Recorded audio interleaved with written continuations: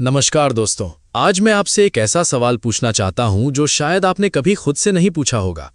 आपने जिंदगी में बहुत कुछ किया होगा, किसी की मदद की होगी, किसी को खाना खिलाया होगा, किसी गरीब को पैसे दिए होंगे, मंदिर में दान किया होगा, किसी बीमार की सेवा की होगी, और आपने सोचा होगा कि यही सेवा है, यही पुण्य है, यही धर्म है। लेकिन दोस्तों, क्या आप जानते हैं कि इस पूरे संसार में सबसे बड़ी सेवा क्या है? नहीं जानते? कोई बात नहीं। आज से हजारों साल पहले कुरुक्षेत्र के मैदान में एक ऐसा पल आया था जब यही सवाल उठा था, और उस सवाल का जवाब दिया था स्वयं भगवान श्री कृष्ण ने अर्जुन को, और सिर्फ अर्जुन को नहीं बल्कि इस पूरे संसार को। वो जवाब आज भी उतना ही सच है जितना उस दिन था। वो जवाब आज भी उतना ही जरूरी है जितना उस दिन था। और दोस्तों, जब आप आज की ये कहानी पूरी सुनेंगे तो शायद आपकी जिंदगी देखने का नजरिया हमेशा के लिए बदल जाए। तो बने रहिए, आज की ये यात्रा बहुत खास है। दोस्तों, महाभारत का युद्ध शुरू होने से पहले की बात है। कुरुक्षेत्र का वो मैदान जहां एक तरफ थे कौरव और दूसरी तरफ थे पांडव।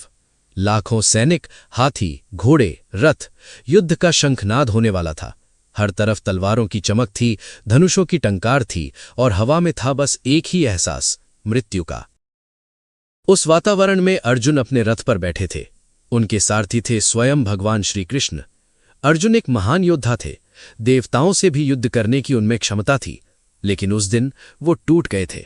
जब उन्होंने सामने देखा तो उन्हें दिखे उनके गुरु द्रोणाचार्य, उनके दादा भीष्म पितामह, उनके भाई, उनके चाचा, उनके मित्र, और उनके हाथों से धनुष छूट गया। अर्जुन ने कहा, केशव, मैं ये युद्ध नहीं कर सकता। इन सबको मारकर मुझे क्या मिलेगा? ये तो पाप है। मैं इस धर्म युद्ध में भी अधर्म देख रहा हूं। और वो रथ की बगल में बैठ गए। आंखों में आंसू थे। श्री कृष्ण उन्हें देखते रहे एक पल के लिए। फिर उनके होठों पर एक मुस्कुराहट आई। वो मुस्कुराहट जो कहती थी, अर्जुन, तुम्हें अभी बहुत कुछ समझना है। दोस्तों, यहां एक पल के लिए रुकिए। क्या आपने कभी ऐसा महसूस किया है जब आप किसी काम के बीच में हो और अचानक लगे कि मैं ये क्यों कर रहा हूं, क्या फायदा, सब बेकार है? अर्जुन की स्थिति वही थी। वो कंफ्यूज नहीं थे, वो ब्रोकन थे। उनके अंदर का योद्धा मर चुका था और इंसान रो रहा था। और यही वो पल था जब श्री कृष्ण ने गीता का ज्ञान देना शुरू किया। लेकिन आज मैं आपको जो कहानी सुनाने वाला हूं वो गीता से पहले की एक घटना है। एक ऐसी घटना जो श्री कृष्ण ने खुद अर्जुन को सुनाई थी, ताकि अर्जुन समझ सकें कि सेवा का असली अर्थ क्या होता है। श्री कृष्ण ने अर्जुन की आंखों में देखा और बोले, पार्थ, मैं तुम्हें एक कहानी सुनाता हूं, ध्यान से सुनो। अर्जुन ने आंसू पोंछे और ऊपर देखा। श्री कृष्ण बोले, बहुत समय पहले की बात है। एक राज्य था जिसका नाम था धर्मपुरी। उस राज्य में एक महान राजा राज्य करते थे जिनका नाम था राजा विक्रमदेव। वो बहुत धर्मपरायण थे। प्रजा उन्हें भगवान की तरह मानती थी। राजा विक्रमदेव को सेवा का बड़ा शौक था। वो हर रोज हजारों लोगों को भोजन कराते थे। राज्य में कोई भूखा ना रहे, कोई नंगा ना रहे, ये उनका प्रण था। उनके राज्य में बड़े बड़े धर्मशालाएं थीं, अन्य क्षेत्र थे, वैद्यशालाएं थीं। एक दिन राजा के मन में आया कि मैं इतनी सेवा करता हूं, क्या मुझे पता है कि सबसे बड़ी सेवा कौन सी है? जो सेवा करने से भगवान सबसे ज्यादा प्रसन्न होते हैं, जो सेवा करने से इंसान का जीवन सच में सफल हो जाता है। राजा ने अपने राज्य के सबसे बड़े पंडितों को बुलाया, सबसे बड़े साधु संतों को बुलाया और पूछा, बताओ सबसे बड़ी सेवा क्या है? दोस्तों, यहां एक पल के लिए रुककर श्री कृष्ण ने अर्जुन की आंखों में देखा। वो बोले, पार्थ, जो जवाब उन पंडितों ने दिया वो सुनकर राजा हैरान रह गए, और जो जवाब आज मैं तुम्हें दूंगा वो सुनकर तुम भी हैरान रह जाओगे। पंडितों ने राजा से कहा, महाराज, सबसे बड़ी सेवा है गौ सेवा। कुछ ने कहा, नहीं महाराज, सबसे बड़ी सेवा है माता पिता की सेवा। कुछ ने कहा, ब्राह्मण सेवा सबसे बड़ी है। कुछ ने कहा, गरीबों को भोजन देना सबसे बड़ी सेवा है। सब अलग अलग जवाब दे रहे थे, कोई एक मत नहीं था। राजा और भी कंफ्यूज हो गए। तब एक बूढ़े साधु आगे आए। उनकी आंखें शांत थीं, चेहरे पर एक अजीब सी शांति थी। वो बोले, महाराज, इन सब के जवाब गलत नहीं हैं, लेकिन ये सब सेवा के अलग अलग रूप हैं। सबसे बड़ी सेवा का उत्तर तो सिर्फ वही दे सकता है जो इस सृष्टि का रचयिता है। राजा ने पूछा, तो फिर मैं क्या करूं? साधु बोले, महाराज, तपस्या करो, प्रभु को प्रसन्न करो, वही बताएंगे। राजा विक्रमदेव ने अपना राज्य छोड़ा, जंगल में चले गए, वर्षों तक तपस्या की, धूप में तपे, वर्षा में भीगे, ठंड में ठिठुरे, लेकिन तपस्या नहीं छोड़ी। और एक दिन एक दिव्य प्रकाश आया, एक आवाज आई, विक्रमदेव, मैं प्रसन्न हूं, मांगो क्या चाहिए। राजा ने हाथ जोड़े, आंखों में आंसू थे। बोले, प्रभु, मुझे धन नहीं चाहिए, मुझे राज्य नहीं चाहिए, मुझे स्वर्ग नहीं चाहिए, मुझे बस ये बताओ कि इस संसार की सबसे बड़ी सेवा क्या है। एक पल की चुप्पी, फिर वो दिव्य आवाज बोली, विक्रमदेव, तुम्हारे इस सवाल का जवाब देने के लिए मैं खुद आऊंगा, लेकिन एक शर्त है, जब मैं आऊं तो तुम मुझे पहचानना, अगर पहचान लिया तो जवाब मिलेगा। राजा वापस अपने राज्य लौटे, रोज इंतजार करते, हर आने वाले में भगवान को देखते। महीने बीते, साल बीते, और एक दिन राजा के द्वार पर एक बूढ़ा भिखारी आया। फटे कपड़े, पैरों में जूते नहीं, बदन पर जख्म, आंखें धसी हुई, कमजोर इतना कि खड़ा भी मुश्किल से था। वह बोला, महाराज, मुझे भोजन दो, बहुत भूखा हूं। राजा ने उसे देखा। एक पल को राजा के मन में आया, क्या यही है प्रभु इस रूप में? लेकिन फिर राजा का मन बोला, नहीं, ये तो एक गरीब भिखारी है, प्रभु तो दिव्य रूप में आएंगे, तेज होगा, प्रकाश होगा। राजा ने अपने सेवकों को बोला, इसे भोजन दो। भिखारी को भोजन मिला और वो चला गया। उस रात राजा को नींद नहीं आई, एक अजीब सी बेचैनी थी। दोस्तों, श्री कृष्ण यहां रुके। उन्होंने अर्जुन को देखा और बोले, पार्थ, उस रात राजा को क्यों नींद नहीं आई, क्या तुम बता सकते हो? अर्जुन चुप रहे। श्री कृष्ण मुस्कुराए और बोले, क्योंकि आत्मा कभी झूठ नहीं बोलती। राजा की आत्मा जानती थी कि उस भिखारी में कुछ था, लेकिन राजा का अहंकार, उसकी सोच, उसकी धारणाएं, वो आड़े आ गई। अर्जुन ने पूछा, तो क्या वो भिखारी ही भगवान थे? श्री कृष्ण बोले, सुनते रहो पार्थ, कहानी अभी खत्म नहीं हुई। अगले दिन राजा के दरबार में एक बच्चा आया, छोटा सा, कोई 8-10 साल का। उसके हाथ में एक टूटी हुई पतंग थी, वो रो रहा था। राजा ने पूछा, क्यों रो रहे हो बच्चे? बच्चे ने कहा, महाराज, मेरी पतंग टूट गई, मेरे पास पतंग खरीदने के पैसे नहीं हैं, मेरे पिता नहीं है, मां बीमार है, अगर मैं पतंग ना उड़ाया तो मेरे दोस्त मुझे दुत्कार देंगे। राजा ने उसे पतंग के पैसे दिए, बच्चा खुश होकर चला गया। लेकिन वो गया ही था कि राजा के मन में एक आवाज आई, क्या वो बच्चा? लेकिन फिर राजा ने सोचा, नहीं नहीं, एक बच्चा पतंग के लिए रोते हुए, भगवान ऐसे नहीं आएंगे। और वो पल भी निकल गया। उसी दिन शाम को राजा के राज्य में एक युवक आया, बहुत क्रोध में था। उसने राजा के सिपाहियों से लड़ाई की, राजा के सामने लाया गया। राजा ने पूछा, क्यों लड़ रहे हो? युवक बोला, महाराज, मेरी जमीन किसी ने छीन ली, मेरी बात कोई नहीं सुन रहा, मैं न्याय मांगने आया हूं। राजा ने उसे न्याय दिलाया, जमीन वापस मिली, युवक चला गया, और वो दिन भी खत्म हो गया। रात को राजा अकेले बैठे थे, उनकी आंखें भर आईं। वो बोले, प्रभु, आपने कहा था आप आएंगे, लेकिन आए नहीं, मैं कब से इंतजार कर रहा हूं। तभी वही दिव्य प्रकाश आया और आवाज बोली, विक्रमदेव, मैं आया था, 3 बार आया, तुमने देखा नहीं। राजा चौंक गए। आवाज बोली, विक्रमदेव, तुमने सेवा की, भोजन दिया, पैसे दिए, न्याय दिलाया, लेकिन तुमने सेवा में मुझे नहीं देखा। तुमने सेवा की एक काम की तरह, एक कर्तव्य की तरह, एक दान की तरह। लेकिन सबसे बड़ी सेवा वो है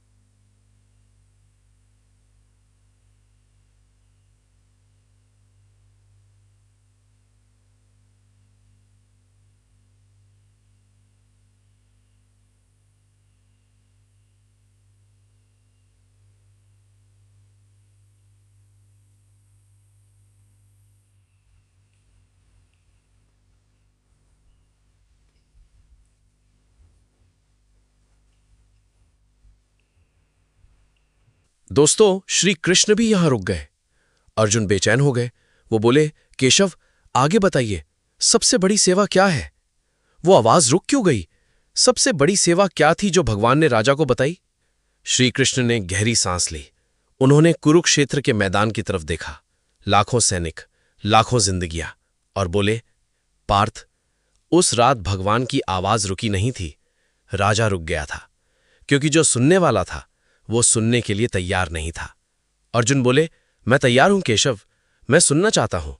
श्री कृष्ण ने अर्जुन की आंखों में देखा गहराई से और बोले, तो सुनो पार्थ, उस रात भगवान की आवाज ने राजा विक्रमदेव से कहा था, विक्रमदेव, सबसे बड़ी सेवा वो है जब तुम किसी की सेवा करते हो और उसमें तुम्हें मैं दिखूं, जब तुम किसी भूखे को रोटी दो और तुम्हारे मन में ये भाव हो कि मैं भगवान को भोजन करा रहा हूं, जब तुम किसी दुखी को सांत्वना दो और तुम्हारे मन में ये भाव हो कि मैं भगवान के आंसू पोंछ रहा हूं, जब तुम किसी टूटे हुए इंसान के साथ बैठो और तुम्हारे मन में ये भाव हो कि मैं भगवान का हाथ थाम रहा हूं। सेवा तब सबसे बड़ी होती है जब सेवा करने वाले को ये पता हो कि वो किसकी सेवा कर रहा है।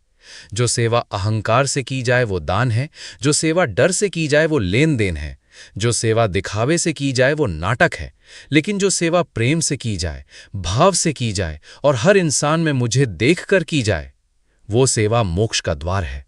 राजा विक्रमदेव की आंखें बंद हो गई थीं, आंसू बह रहे थे। वो बोले, प्रभु, मैंने इतने साल सेवा की लेकिन ये भाव कभी नहीं आया। आवाज बोली, इसीलिए तुम मुझे पहचान नहीं पाए विक्रमदेव। तुमने भिखारी में गरीब देखा, तुमने बच्चे में मासूमियत देखी, तुमने युवक में एक याचक देखा, लेकिन मुझे नहीं देखा। जिस दिन तुम हर इंसान में मुझे देखने लगोगे, उस दिन हर पल सेवा होगी, हर सांस पूजा होगी। श्री कृष्ण यहां रुके। अर्जुन की आंखें भर आई थीं। श्री कृष्ण बोले, पार्थ, अब बताओ, तुम इस युद्ध से क्यों भाग रहे हो?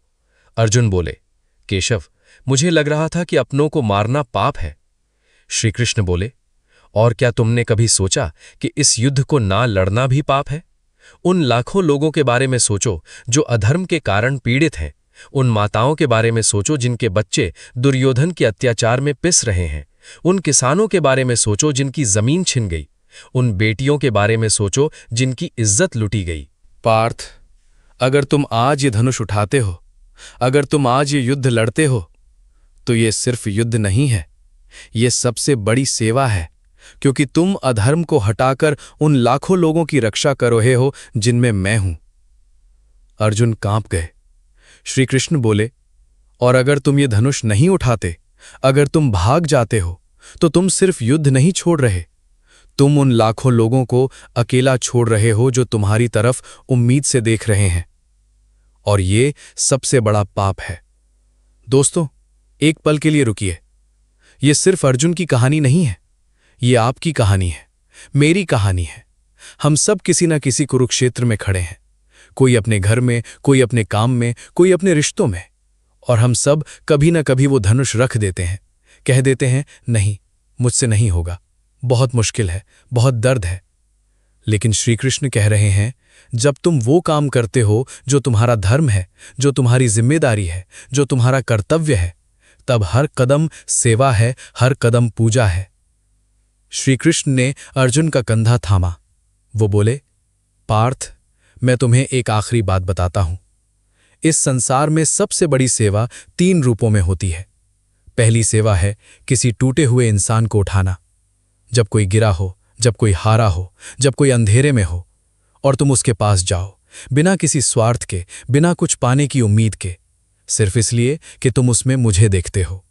ये सेवा है। दूसरी सेवा है सच बोलना।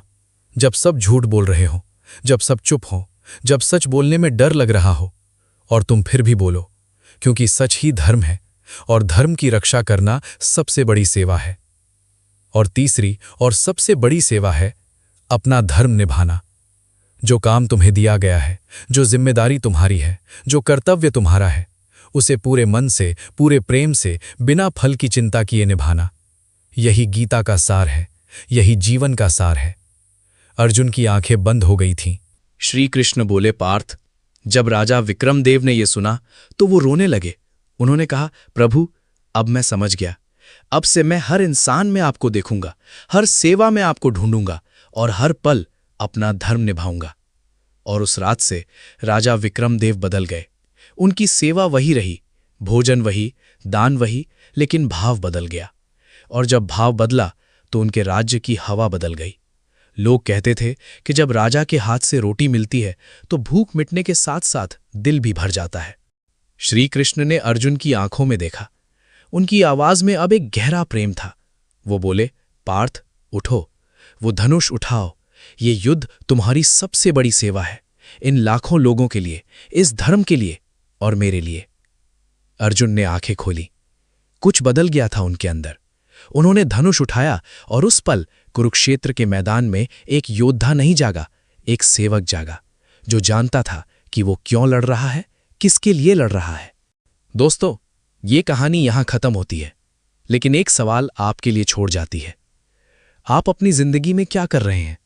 आप जो भी काम कर रहे हैं, क्या आपने उसमें सेवा का भाव ढूंढा है? क्या आपने अपने आसपास के लोगों में भगवान को देखने की कोशिश की है? आपकी माँ जब खाना बनाती है तो वो सेवा है। आपके पिता जब धूप में मेहनत करते हैं तो वो सेवा है। आपका दोस्त जब आपकी बात चुपचाप सुनता है तो वो सेवा है। और आप जब किसी के काम आते हैं बिना किसी स्वार्थ के, बिना कुछ पाने की उम्मीद के, तो वो इस दुनिया की सबसे बड़ी सेवा है। श्री कृष्ण ने कहा था, हर इंसान में मैं हूं, जो मेरे बंदों की सेवा करे वो मेरी सेवा करे। तो दोस्तों, आज से एक काम करिए, एक इंसान चुनिए अपनी जिंदगी में और उसकी सेवा करिए, बिना स्वार्थ के, बिना दिखावे के, पूरे दिल से। और देखिए, भगवान खुद आपके द्वार पर आएंगे।